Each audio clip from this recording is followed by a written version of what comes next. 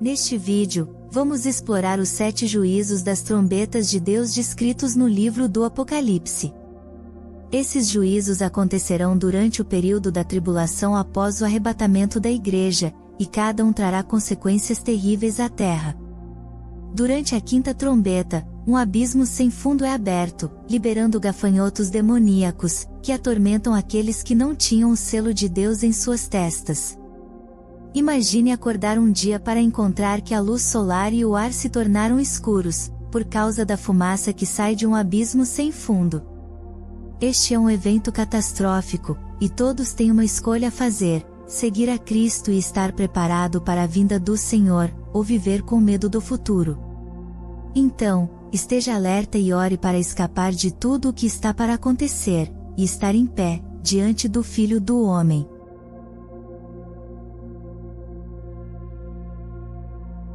Você já se deparou com um trecho das Escrituras na Bíblia, que o fez parar e pensar se isso é real?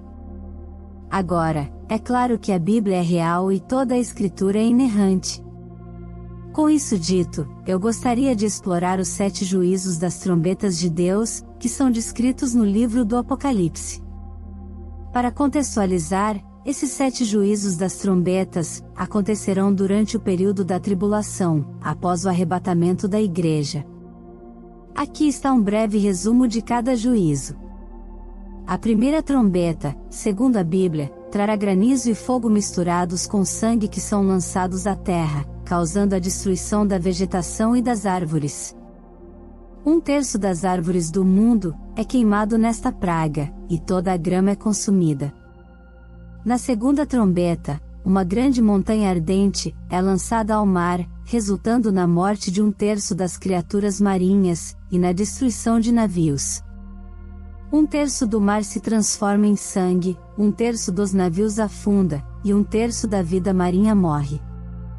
A terceira trombeta verá uma grande estrela caindo do céu, e envenenando 1/3 dos rios e fontes, causando a morte de muitos, e essa estrela recebe o nome de Absinto. Para a quarta trombeta, a terra verá 1/3 do sol, da lua e das estrelas sendo atingidos, resultando em 1/3 do dia e da noite sendo escurecido. A quinta, sexta e sétima trombetas são referidas como os 3 ais. Para a quinta trombeta, algo realmente aterrorizante é desencadeado.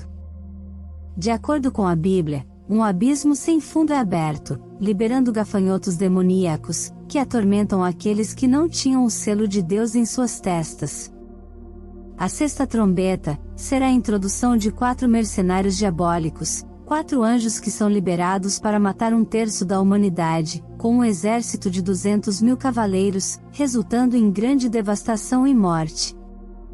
A sétima e última trombeta anuncia a vinda do reino de Deus e o julgamento das nações.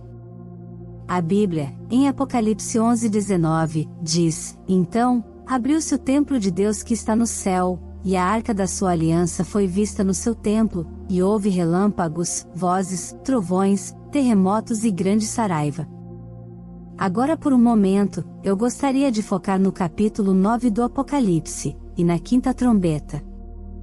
Segundo esta passagem, uma estrela cai do céu, e desbloqueia o abismo, liberando uma enorme nuvem de fumaça, que bloqueia o sol e polui o ar.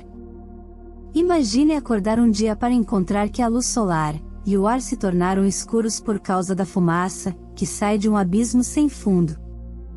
Apenas imagine o caos. O sol mal é visível, lançando tudo em uma penumbra. O pânico se instala, à medida que as pessoas percebem que isso não é apenas um fenômeno meteorológico temporário, mas um evento catastrófico. E eu acho que todos estariam se perguntando: o que há nesse abismo sem fundo?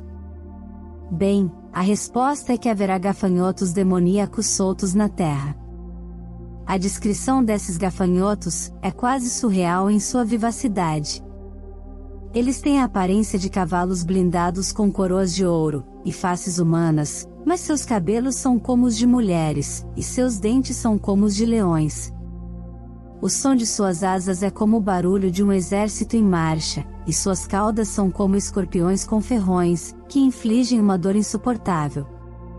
Esta é uma imagem aterrorizante, que causaria medo em qualquer pessoa que a visse. Então, por que estou contando tudo isso? Bem, eu estou dizendo tudo isso porque você tem uma escolha a fazer. Lucas 21:36 diz: estejam sempre atentos, e orem para que possam escapar de tudo o que está para acontecer, e estar em pé diante do Filho do Homem.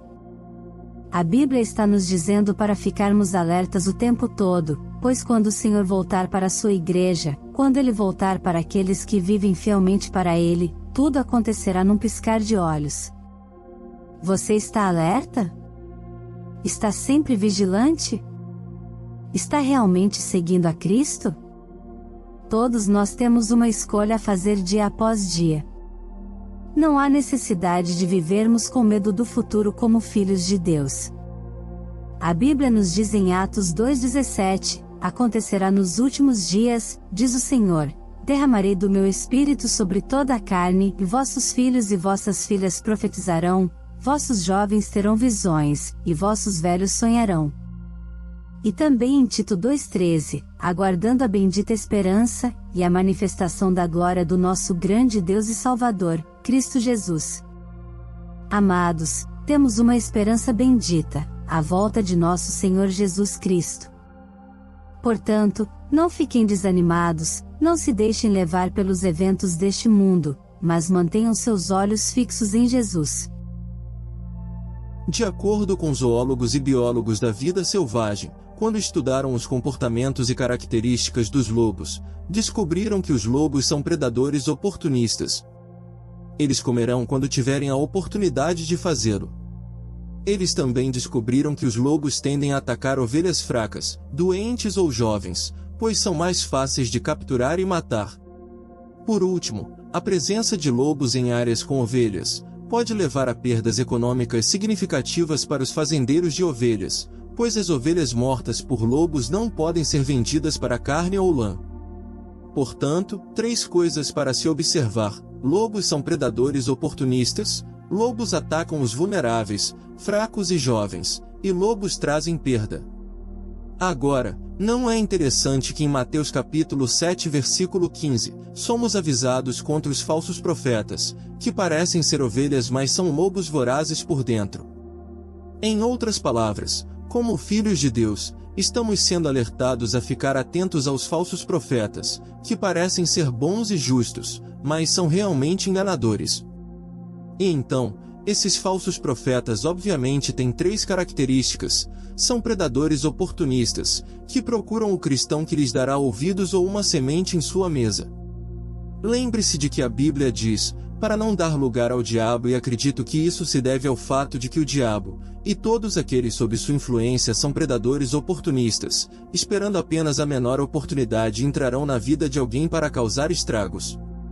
Em segundo lugar, falsos profetas atacam os vulneráveis. Acredito que seja a pessoa que está cansada e fraca pelo que está passando na vida, visando alguém que está frustrado ou à beira de desistir.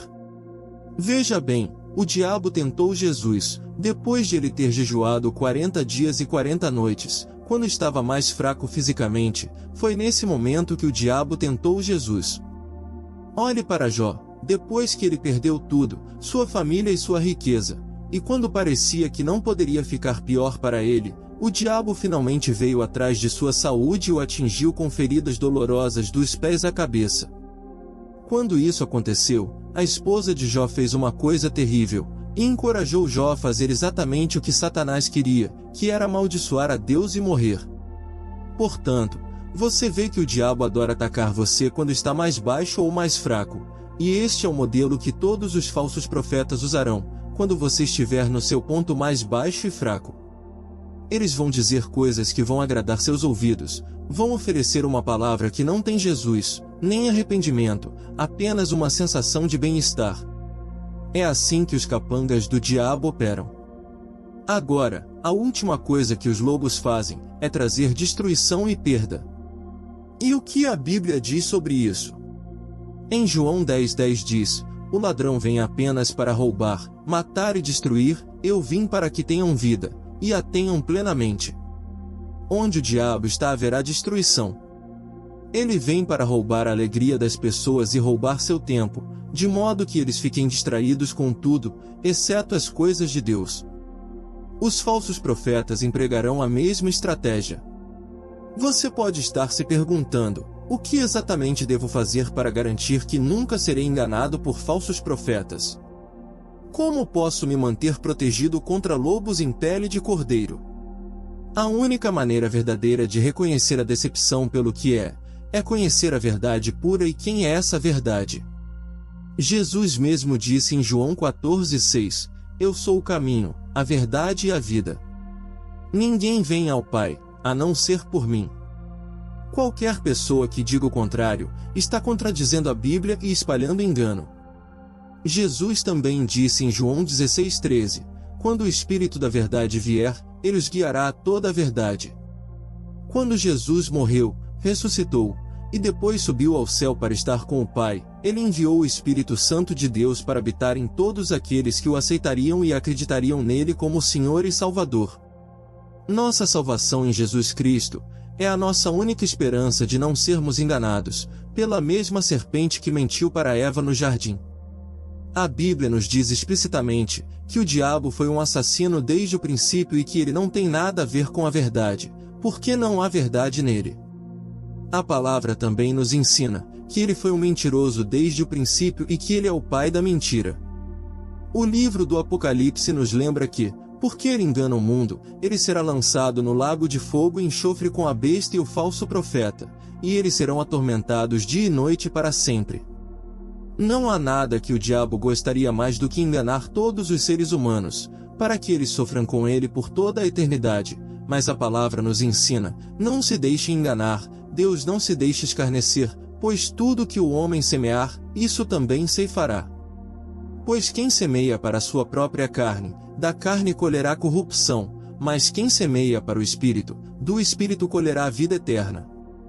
Como filhos de Deus, devemos semear nas coisas do Espírito, semear em coisas piedosas, semear na verdade do Evangelho, não nas mentiras deste mundo. Devemos virar nossos ouvidos para o verdadeiro Evangelho pregado na Bíblia, aquele que nos chama a pegar nossa cruz e servir a Cristo. Devemos nos afastar dos chamados homens e mulheres de Deus, que pregam apenas um evangelho de bem-estar, aquele que apenas encoraja mas nunca convoca para o arrependimento e obediência. Agora, a coisa mais importante é que devemos estar gastando nosso tempo e energia perseguindo o Senhor, porque quanto mais o conhecemos, mais conhecemos a verdade, e mais facilmente podemos identificar a decepção. A Bíblia diz em Provérbios 3 versículo 5, confie no Senhor de todo o seu coração e não se apoie em seu próprio entendimento. E sobre o assunto de confiança, quando você pensa sobre isso, fomos condicionados a confiar em nossos sentidos naturais, fomos condicionados a confiar na ciência, somos ensinados a confiar em informações, ou conselhos que vêm de fontes confiáveis que podem ser verificadas e checadas. Mas confiar em Deus requer que vamos contra tudo que fomos condicionados a fazer. Confiar no Senhor requer que você ignore o que pode ver ou entender. Confiar nele significa que, às vezes, você pode seguir o conselho do médico, mas aceita que ele ou ela não tem a palavra final. Eu iria até mesmo dizer que confiar em Deus significa ignorar o que o âncora de notícias está dizendo, ou o que a economia está fazendo. Eu encorajo você a soltar a necessidade de saber, soltar a necessidade de controle, soltar os porquês, os comos e os quantos e simplesmente dizer, não a minha vontade, Senhor, mas seja feita a tua vontade. Isso é confiar no Senhor de todo o seu coração, mente e alma. Com tudo o que foi dito, espero que este vídeo tenha despertado em você um senso de urgência e responsabilidade em relação ao seu relacionamento com Deus. Embora os juízos das trombetas descritos no livro do Apocalipse possam parecer assustadores, não devemos esquecer que Deus é amoroso e misericordioso e que Ele deseja que todos se arrependam e se voltem para Ele. Não sabemos quando esses eventos vão acontecer, mas uma coisa é certa: precisamos estar preparados espiritualmente. Jesus disse em Mateus 24:44, por isso, vocês também fiquem vigiando, porque o Filho do Homem virá na hora em que vocês não estão esperando. Portanto, que possamos todos buscar a Deus de todo o coração, nos arrepender de nossos pecados e confiar em Jesus como nosso Salvador e Senhor. Que possamos estar vigilantes, orando e vivendo de acordo com a sua vontade, para que possamos estar prontos para encontrá-lo quando ele voltar. Que Deus abençoe você e o mantenha firme em sua verdade. Obrigado por assistir e até a próxima.